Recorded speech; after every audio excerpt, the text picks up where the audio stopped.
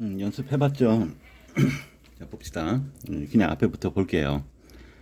이게 선생님 눈에 보이는 뭐 하면 반칙이잖아요. 그냥 뭐 이게 처음 보는 시라고 생각하고, 창밖에 밤비가 솟아거려. 그러니까 다 이제 정서로 읽어야 돼요. 정서로 읽어야 되는데, 이제 이 정서를 어떤 상황으로 보여줄 때도 있고, 어떤 이미지로 보여줄 때도 있고, 그걸 정서를 직접 보여줄 때도 있고, 좀 숨겨서 보여줄 때도 있고, 그럴 뿐이에요.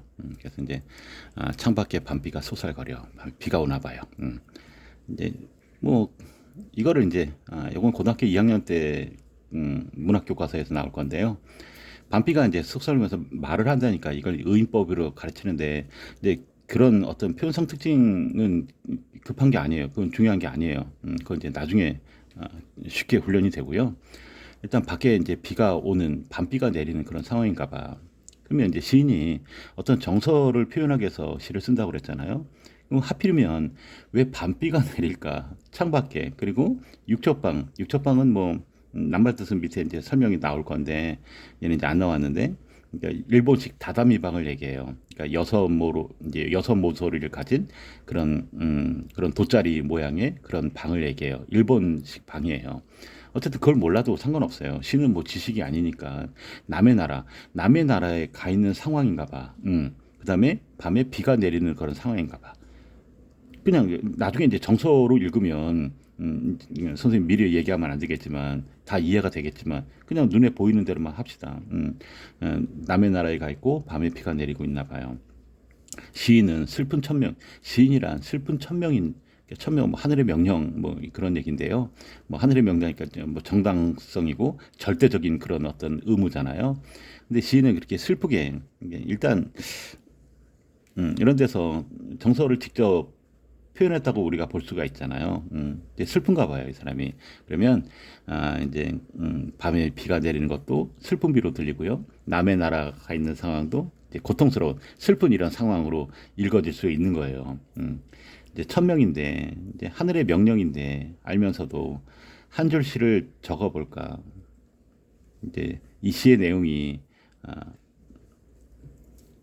시가 이제 그 슬프다는 거는 남의 나라 이런 현실 속에서 슬픔을 느낀 거니까 시의 내용을 추측하는 그런 문제가 나왔을 때도 이런 어떤 다른 나라에서 느끼는 어떤 슬픔 뭐 이런 것들이 내용으로 이제 담길 수가 있잖아요. 그렇게 문제화할 수가 있는 거예요. 상황이고 정서잖아요. 그죠? 요것만 보게 되면 땀내와 사랑내, 냄새인데 뭐 후각적인 이미지이긴 할 건데 이런 데서 이제 이미지 느껴주면 좋겠죠. 감각적인 이미지잖아요. 그죠? 후각적이죠. 포근히 풍긴 보내주신 학비 봉투를 받아서 누군가 보내주셨겠지. 아, 이 사람은 지금 공부를 하고 있는 그런 상황이구나. 남의 나라에서 공부를 하고 있는 상황인데 밤에 슬픈 시를 쓰고 있나 보다. 대학 노트를 끼고 늙은 교수의 강의를 들으러 가네요. 그래서 이 강의가 어떤 강의일까요? 남의 나라에서 슬픈 시를 쓸 수밖에 없는 그리고 부모님의 정성이 담긴 사랑이 담긴 이런 그 학비를 가지고 공부를 하는데 하필이면 이제 늙은 교수님을 이제 비하하는 건 아니고요. 만약에 이런 상황에서 이제 이런 공부하는 이런 상황이 슬프게 느껴지지 않았다면 얘를 부정적으로 해석할 필요가 없는 거죠. 근데 지금 상황이 부정적이고 이게 슬픔을 느끼고 있잖아요. 근데 슬픈데 이런 슬픈 상황에서도 부모님의 어떤 사랑이 담긴 이 학비를 봉투 가지고 마, 그 긍정적으로 해석하기 힘든 이런 강의를 들으러 가니까 이게 부정적인 강의가 돼 있고 현실과 동떨어진 강의 뭐 그런 식으로 이제 해석을 하는 거예요. 어릴 때 생각해 보면 어릴 때 동무들 어린 시절의 동무들 어린 시절을 잠깐 회상을 하고 있네요. 그죠? 하나, 둘, 점 하나하나 일일이 이제 그 지목을 하면서 상실감을 이제 이렇게 하나 쉼표 둘 하나 이렇게 어떤 잃어버린다 정도는 우리가 상실감 뭔가를 잃어버린 거잖아요. 그죠? 그러니까 잃어버린 어린 시절의 어떤 상실감을 잃어버렸어요. 현재는 지금 현실에서는 이런 현실과 동떨어진 강의를 듣고 있고요. 상실감 정도 느낀다고 칩시다. 시적인 정서. 아까 이제 서술어나 수식어의 정서를 이제 이끌어내야 된다고 그랬잖아요. 친구들을 잃어버렸잖아요. 보고 싶잖아요. 그죠? 나는 무엇을 바라 난 다만 홀로 침전하는 것일까? 가라앉는다는 얘기잖아요. 뭐 이제 시적인 용어는 아니에요. 근데 이제 그 침전 가라앉는다. 그러면 왜 가라앉았을까? 일단 여기까지가 끝이라고 봅시다. 그러면 이게 미치수 x값이라고 칩시다. 그럼 앞에서 c라는 거는 1 플러스 2를 어떤 c어나 어떤 구절화 시키기 때문에 이 침전을 모르면 이게 슬프다, 잃어버렸다, 남의 나라에서 힘들게 공부하고 있네, 그걸 집어넣으면 되는 거예요. 그죠? 어떤 고통스럽고 어떤 좀 낙심하고 힘든 그런 좌절감을 느낄 수 있는 그런 부분이잖아요. 그죠? 인생은 살기 어렵다는데 시가 이렇게 쉽게 쓰여진 것은 부끄러운 일이다. 부끄럽다. 부끄럽다. 윤동주 씨의 특징이죠. 부끄러움을 느껴요. 자기 반성이죠. 일종의 스스로 이제 부끄럽다. 이게 남이 부끄러운 게 아니라 내가 부끄러운 거. 왜? 난 지금 시를 쓰고 있는데 시가 이게 어떤 시야? 굉장히 그 하늘의 명령 같은 그런 시인데 현실은 지금 그 남의 나라 가서 공부만 하고 있는 이런 현실이잖아요. 그러니까 자기 반성이라고 해석을 하셔야 돼요. 쉽게 쓰여진다는 것은 결코 쉽게 쓰여질 수 없는 이런 현실의 고통을 쉽게 이제 이런 그 시를 썼으니까 부끄럽다고 하는 거예요. 유처방은 남의 나라 앞에 썼는데 또 있죠. 반복이에요. 반복이에요. 강조죠. 강조 때문에 한 거예요. 창밖엔 밤비가 속살거리는데 반복인데요. 행이 바뀌었죠. 행이 바뀌었죠. 그죠? 일행 이행 이게 이건 일행이 이행으로 가 있죠. 그죠? 그러니까 이제 유초법이 얘를 강조한 겁니다. 일제 남의 나라 일제 시대를 강조한 거고요. 밤이 속살거린다. 그러면 이 밤비는 이제 어떻게 보여요? 여기는 진짜 그냥 그 밤에 내리는 비, 그냥 계절적인 그런 비라고 칩시다.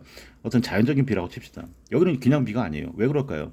이미 시는 정서로 언어화돼서 언어가 의미가 다 독립적이지 않잖아요. 쭉 축적이 돼요. 논리적으로 쭉 연결이 돼요. 연결이 되다 보니 이 반비는 그냥 반비가 아니에요. 앞에 쓰여진 이런 정서나 수많은 구절이나 시적인 의미가 다 함축이 되기 시작해요. 그러니까 이 반비를 보니까 현실의 고통, 어떤 일제시대의 고통을 얘기할 수가 있겠죠.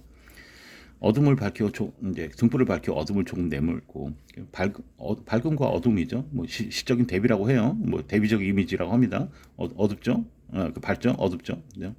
대비적 이미지 뭐 이런 것들은 하나씩 뭐 이렇게 하나씩 알아가야죠. 뭐 시대처럼 오잖아. 아침은 시대처럼 온다. 물론 직유적인 표현이죠. 그죠? 비유적인 이미지잖아요. 최후의 나. 그러면 어둠을 내민다는 건 결국 이게 세모 표시해야 되죠. 부정적인 거니까. 그죠? 어떤 일제시대, 어떤 부정적인 의미라고 생각합시다. 이거를 몰아낸대요. 그러면 밤에 내리는 비야, 어두움, 부정적인 거야. 그죠? 근데 아침 밝은 거지, 등불 밝은 거지. 그러면 지금 상황이 뭐 지금 슬픈 상황이고 일본 일제시대에서 공부하는 그런 상황인데 그거에 반대잖아요. 왜? 대비니까 뭐야? 대조적인 비유잖아. 그러니까 이런 어떤 부정적인 거에 반대니까 얘는 뭐 당연히 뭐 그냥 객관식 선제, 조국에 대한 어떤 독립, 광복, 어떤 이상적인 국가, 뭐 밝은 미래, 뭐 그렇게 어떤 식으로 이제 출제자에 따라서 말을 바꾸겠지만 그렇게 이제 연결이 되는 거예요.